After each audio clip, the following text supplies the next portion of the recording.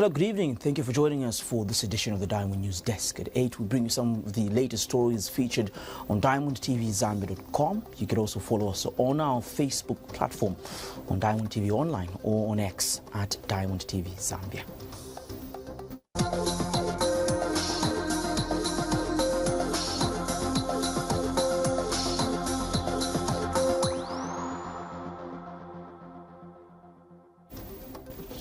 Coming up tonight, Pretoria High Court reserves judgment as former President Edgar Lungu's family challenges court ruling on his repatriation. And truck carrying 47 SDA youth overturns in Sinazongwe, leaving one dead and many injured.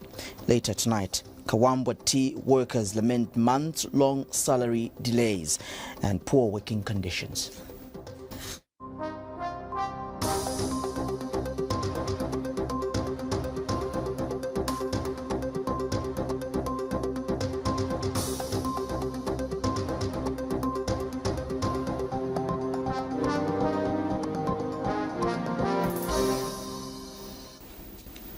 My name is Cheswa Kapasa. Thanks a lot for making time to join us.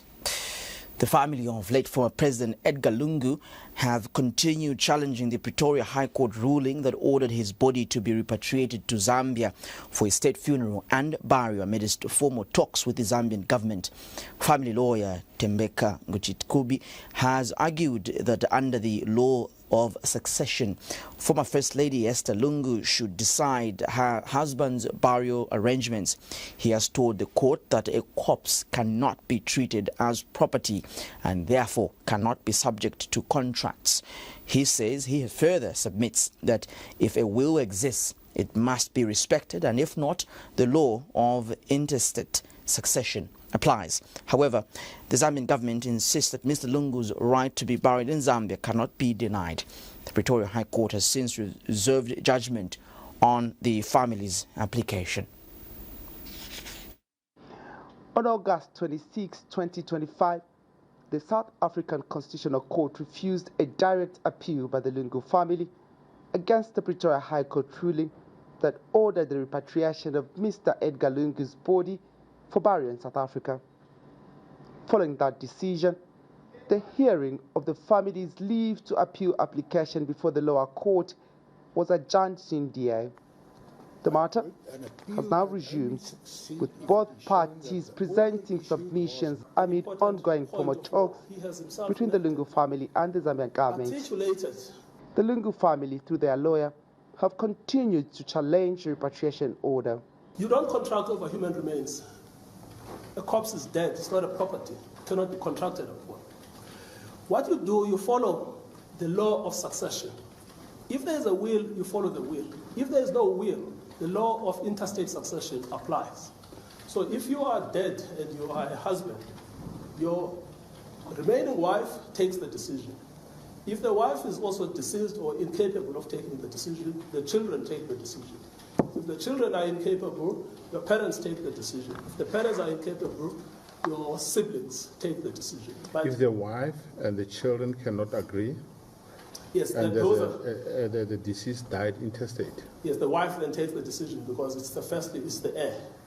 So the executor will generally follow the will, but the heir will then make a decision because that's the surviving spouse. But in response, the Zambian government wants the courts not to depart from its unanimous judgment.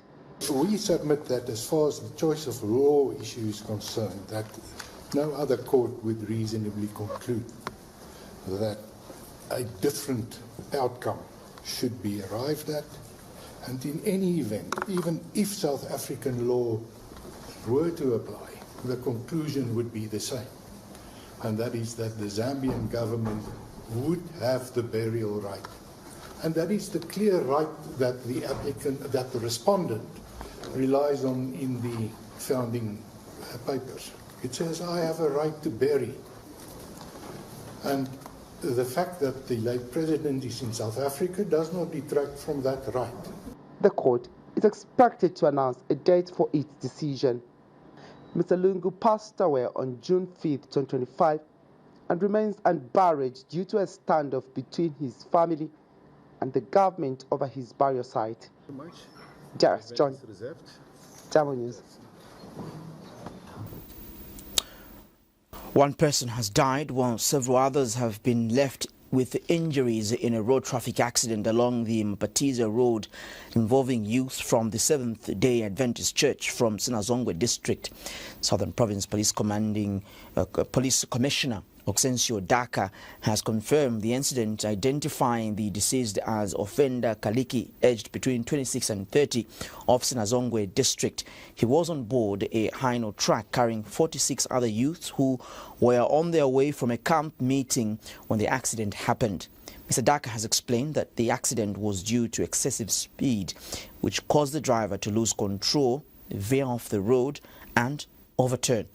We would like to warn our sensitive viewers of some of the pictures you are about to see that may be disturbing. The Seventh-day Adventist Church has in recent times recorded several accident-related tragedies. On Sunday, September 7, 2025, a Hino Ranger truck carrying 46 congregants overturned along the MAPATIZYA Road in Simba District, southern Zambia. Police say the driver, 37-year-old Ernest Siansongo of Kalomo, escaped unhurt. One passenger, identified as Kaliki offender of Sinazongwe, died on the spot. 3 others, including 2 children, sustained serious injuries and are admitted to Zimba Mission Hospital.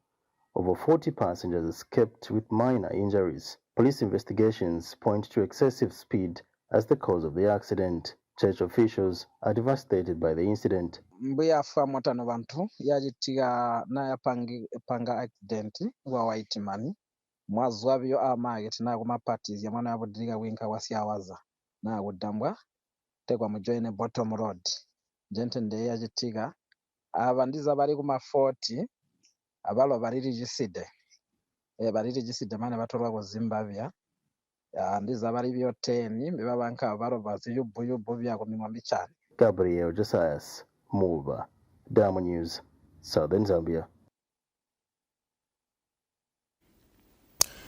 KAWAMBWA tea company workers have gone months without pay, a situation they attribute to poor management. In an interview with Diamond News, tea packers have revealed that with their already meager salaries, the delays have made it difficult to provide for their families. The workers have also lamented poor working conditions, including the lack of personal protective equipment, which they say puts their health at risk. Meanwhile, KAWAMBWA Tea General Manager Charles Kapoma has assured that the company is working around the clock to resolve these challenges. Vibrant enterprise, the KAWAMBWA Tea Company in Luapula Province is now a shadow of its former self, with employees going unpaid for months, a situation that has stirred deep concern. The lush green fields are still stretched across the estate, yet the pay for the workers no longer matches the effort or output, as production has steadily dwindled over the years.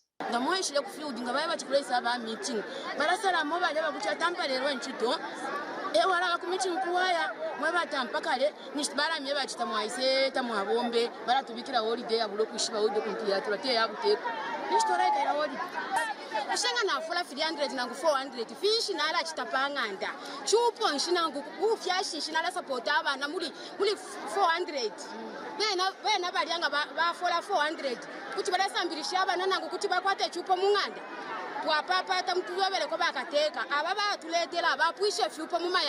These challenges have drawn the attention of the provincial minister, who recently visited the estate to fully appreciate the recurring hardships.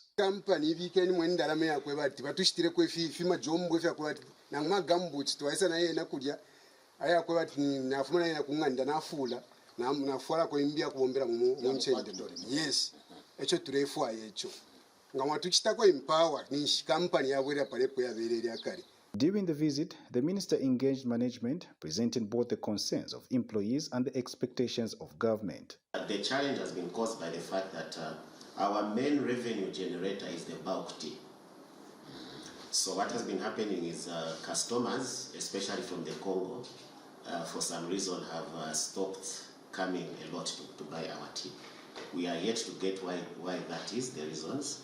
And last time when we were attending Wigide, we were hoping that we would actually talk to some Congolese customers, because we were told that they would come there, but we didn't get an opportunity.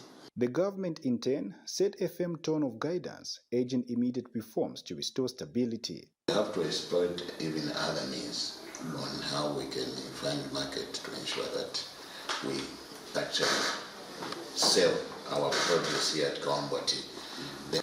But we have to do more on the marketing because there's still a lot other chain stores that do not stock our tea.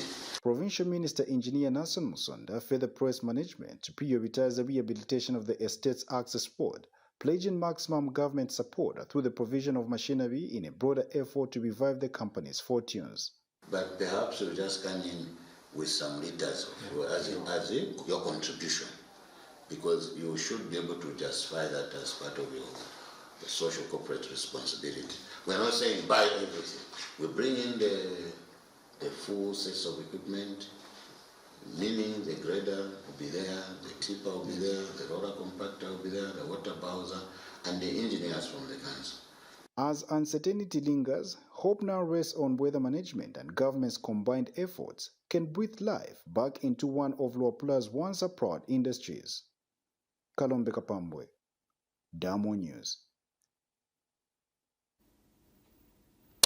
President Hakainde Hichilema has called on Southern African Development Community heads of state to continue working together in addressing regional security threats, warning that instability anywhere is instability everywhere. President Hichilema has reaffirmed Zambia's commitment to responding to natural disasters and emergencies, both domestically and within the wider SADC region. The head of state said this in his remarks delivered on his behalf by Acting Defence Minister Brenda Tamba during the flag-off ceremony of Exercise Blue Lugwasho targeted at drought-affected areas of Southern Province at the Zambia Air Force Base in Lusaka. Meanwhile, Zambia Air Force Commander Lieutenant General Oscar Nyoni says Exercise Blue Lugwasho 2025 will involve nearly 1,000 troops from 9 SADC member states in contributing air assets and logistical equipment. Zambia is hosting the Southern Africa Development Community SADC Standing Aviation Committee SAC Blue Exercise, codenamed Exercise Blue Lugwasho 2025, from 8th to 26th September 2025.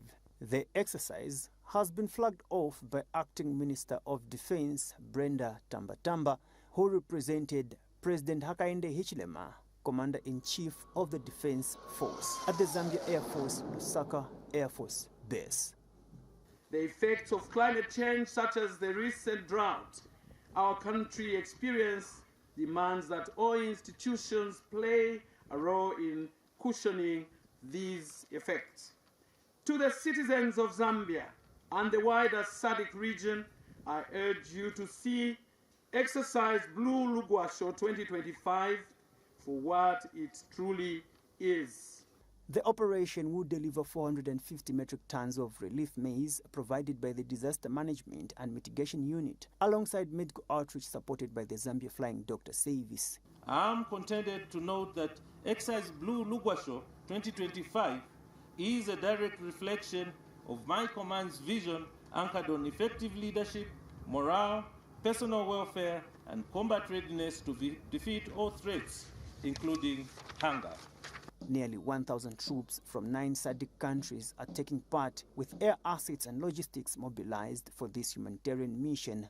The exercise will target drought-hit districts in southern and western provinces, including Livingstone, Namwala, Sinazongwe, and Gwembe. The Southern Africa Development Community SADC Secretariat remains committed to supporting sustainable and equitable economic growth and socio-economic development that contribute to peace, security, and higher standards of living for the people of Southern Africa.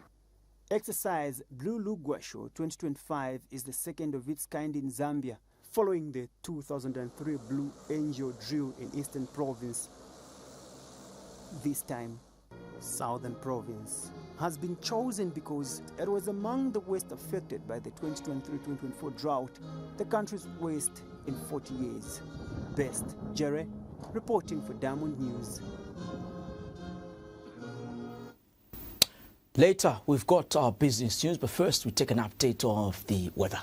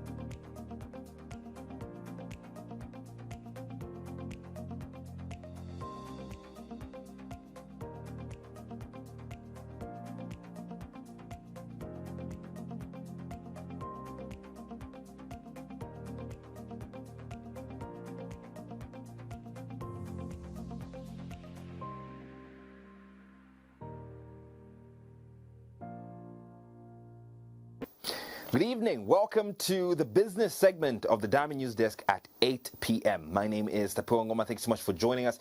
These are the stories that we will be reviewing this evening on the bulletin. Government seeks a tighter oversight in artisanal mining. And later on, ZAM urges priority for local manufacturers in procurement. I will be back to also give you the Kwacha's performance on the international market, and we'll close it off with our commodity prices. Do stay tuned for this and more. Let's get straight to business. The government has called for stronger systems to effectively monitor and trace minerals from their source to final destination in the artisanal and small-scale mining sector. Mines and Minerals Development Minister Paul Kabuswe says despite the sector's crucial role in supporting livelihoods and contributing to the economy, it continues to face significant challenges. The minister says among the challenges includes limited geological information, insufficient access to finance, and inadequate skills in modern, safe, and environmentally sound mining practices. He was speaking at the ongoing artisanal and small-scale mining conference being held in Lusaka. Meanwhile, United Nations Development Program Resident Representative in Zambia, James Wakaiga, says with projected rise in demand for critical minerals, artisanal and small-scale mining is increasingly contributing to national economic activities and development. The artisanal and small-scale mining subsector has grown rapidly in recent years, providing livelihoods for thousands of Zambians and contributing to both local and national development. With proper organization and support, the subsector is seen as having the potential to generate significant revenue, improve rural infrastructure, create jobs, and strengthen social inclusion. It is for this reason that the Ministry of Mines and Minerals Development has convened the country's first ever artisanal and small-scale mining conference. The meeting, themed Unlocking ASM Potential for Inclusive and Sustainable Development, has brought together miners, government agencies, financial institutions, and international experts to address challenges and explore opportunities in the sector. Speaking at the event, Mines and Minerals Development Minister Paul Kabuswe has underscored the critical role artisanal and small-scale miners play in Zambia's economy. Going to our small-scale miners, giving them unconventional even ways like for gold, unconventional ways of cleaning it, using mercury, polluting the environment. Rivers are dying because of illegal mining. As if that is not enough, they are buying these materials for a song. Our artisanal miners are remaining poor. Yet they are mining very wealthy things. And this is what could give rise to conflicts. And this is why Zambia wants to take the bull by the horns, but not by reinventing the wheel, but also learning from our neighbors. What have they done? Despite these interventions, the sector continues to face persistent challenges. Issues of informality remains widespread. Productivity is low due to lack of capital and modern technology. And market access is often limited, and where it exists tends to be exploited. Meanwhile, the United Nations Development Program's resident representative in Zambia, James Wakaiga, says artisanal and small-scale mining is a significant global activity with more than 50 million people directly involved worldwide. Honorable Minister, the importance of the ASM sector globally cannot be overemphasized. It is a significant local activity, global activity, where we have over 50 million people directly involved in this sector. In the recent past, and amidst the projected increased demand for critical minerals, artisanal small-scale mining is increasingly playing an active role in national economic activities and development. The conference is expected to chart a way forward for the artisanal and small-scale mining subsector, positioning it as a driver of inclusive growth and sustainable development in Zambia. Ray Chomumba for Diamond News. The Zambia Association of Manufacturers says manufacturing should be at the center of Zambia's economic growth, with the Buy Zambia campaign positioned as a key driver in development procurement. Speaking in government procurement, I beg your pardon. Speaking in Lusaka on Monday during the receiving of a sponsorship check worth 500,000 kwacha, ZAM President Ashu Sagar says it is the association's hope that government will enhance and endorse the campaign as an official policy in procuring goods by government institutions. Mr. Sagar has stressed that strengthening support for local manufacturing will not only stimulate economic growth, but also create jobs and build resilience within the country's industrial sector. Manufacturing should be at the pinnacle of Zambia's economy. Proudly Zambian campaign is going to be a key driver, we believe, in government procurement. We've been pushing this, and we believe government will enhance and endorse this as a policy around procuring goods for Zambian government's needs. Also of note is what government has done with SI45 recently, which has given fertilizer a preference. Veritable and true economic growth can only come out of manufacturing because of the value chains that are created and also the value addition to the natural resource. And we believe, as ZAM believes, that we cannot build the economy of our country, let alone the region. And I'm very, very delighted also on behalf of the wonderful group that ZAM is thinking beyond the borders and thinking about regional integration. We've prided ourselves in changing the face of Zambia in terms of industrialization. Around Africa now, all leaders are talking about Africa has to industrialize to be able to match the international commercial units, manufacturers and so on. And we discovered that in fact Zambia has got a lot more raw materials which we can transform into finished products, not only to use in Zambia but to export to the region.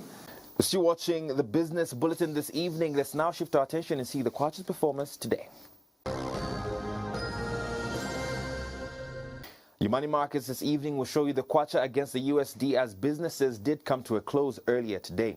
We start with the buying power of the USD at 23 kwacha 90 ngwe, and it was selling at 24 kwacha 31 ngwe. We see the penetration there of the USD into the 24 kwacha mark.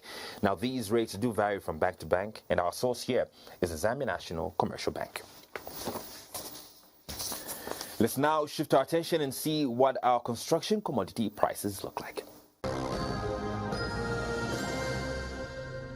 Your construction commodity prices are brought to you by the Zambia National Building Society. Let's take a look at our first item this evening. This is a 300 feet fiberglass open reel long tape.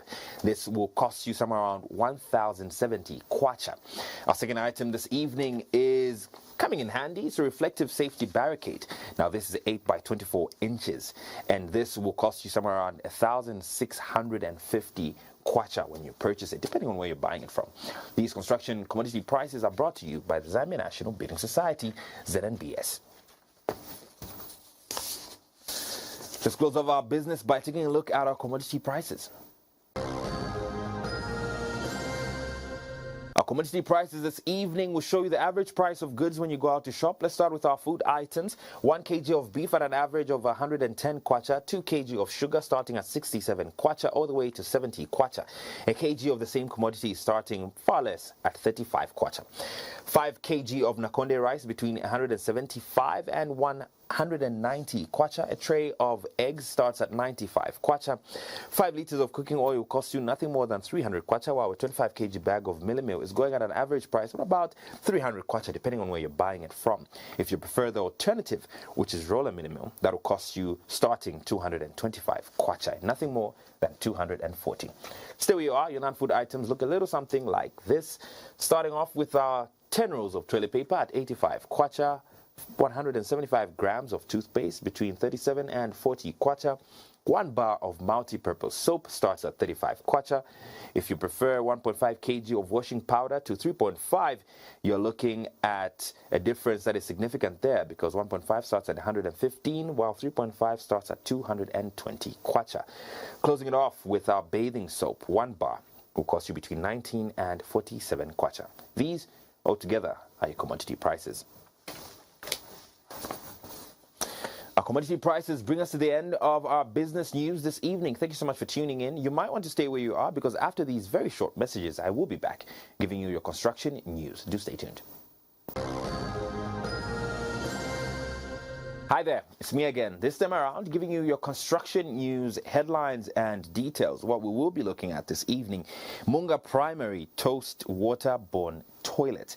The details in this particular story are as follows. Munga Primary School in Chipata, with an enrollment of 2,000 pupils, has been grappling with severe sanitation challenges, relying on only 4 pit latrines, far below the recommended ratio of 1 latrine for every 40 pupils. Relief has, however, come through the construction of a new ablution block funded by the Constituency Development Fund, aimed at improving hygiene and protecting children from urinary tract infections. School head teacher Davison Nkata says he is happy to see the development, the school noting that the new facilities will help curb fungal infections, particularly among girls, which had been linked to the sanitary pit latrines.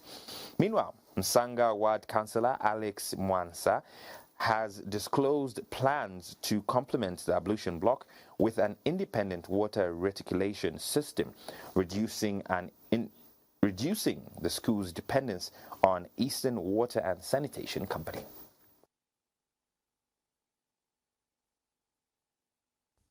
For years, Munga Primary School in Chipata City with 2,000 pupils faced a severe sanitation crisis, operating with just 4 pit latrines, a far cry from the recommended standard. The most basic of human needs had become a daily struggle. Cramped and inadequate sanitation facilities were the reality. But today, a new chapter begins. A modern, clean ablution block now stands on the school grounds, funded by the Constituency Development Fund, CDF. This new facility is a shield protecting young children from the risk of urinary tract infections, a common consequence of poor sanitation. I also want to appreciate the commissioning of this new ablution block that have given us. I think our children will enjoy this facility because we have been using the waterborne toilets to run, maintain. But with this facility, thank you. And we appreciate the government for whatever it has done for us. Thank you very much. Para Central Member of Parliament Ruben Mtolopiri officially opened the facility to the school. That we should not allow pit latrines in schools. The President guided on schools 2 things. Number 1, let us put water reticulation schemes that will facilitate the existence of waterborne toilets. 61 years after independence, we can't have young children going in a pit latrine like the ones we have here. It should be the thing of the past. We should be burying the pit latrines. The good news doesn't stop there. Msanga Ward Councillor Alex Mwansa has announced ambitious plans to ensure this block is fully functional and self-sufficient. This ablution block, as the area council, I'm very happy that it has been completed. So it is being connected under Eastern Water. So I'd love also maybe we resource another fund so that maybe we can have a water scheme. So on that one, I will really appreciate it. District Education Board Secretary Deb's office is excited to see such infrastructure in schools. I think for the construction works that have been done at Nyakutwa, Munga, Chipata Primary and here at Kanzala Primary, we are so thankful and we promise that we will take care of these facilities so that our children can benefit. Samuel Sylvester Kware, Diamond News, Eastern Zambia. That story brings us to the end of our construction news. Thank you so much for tuning in. We continue with the rest of the news desk at 8. My name is Tapiwa Ngoma. Have a pleasant evening and God bless.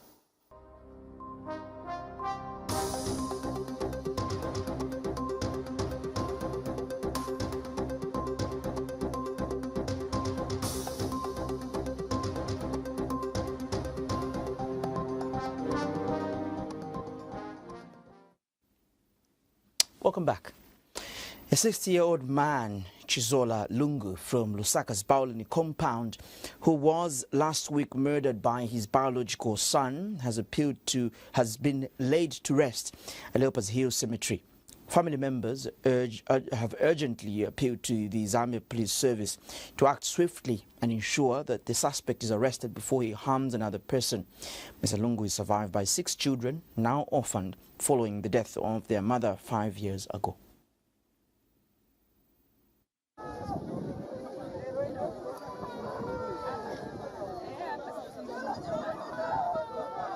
It was an emotional day for the family of 60-year-old Chizola Lungu, who was alleged murdered by his biological son, Collins Lungu, as he was laid to rest today at Leopard Hill Cemetery in Lusaka. Mr. Lungu left behind 6 orphan children, including the suspect, following the death of his wife 5 years ago. The family urgently appealing to the police to act quickly and arrest the suspect, who they fear might commit another crime. Manje amena mwalira sinza kuti azabasunga ni ndani chifukwa amene ni ikulu yawo amene kuchita bwanji ina kubasunga yamene na kubayangana chifukwa mai wao wanafa before last year, so wenzi basala na batatu bawo manje azabasunga ni ndani wamene azasunga ayana mkaji waso oyamba kumenya abantu kapena kupaya abantu, so zafuna kuti government nayo wamene ayanganepo akapola mugwire wenye punishment kuti wanzake wapezerepo kunziro amveka chati ali pafupi, so guys monga vane achita atikisa mulosi ikulu ndaba ndiyenze pira tenzi nasala nayo ndiyenze watate ndiyenze wamai. The family also says Mr. Chizola was the breadwinner of the family and that his loss will leave his young children with no one to take care of them.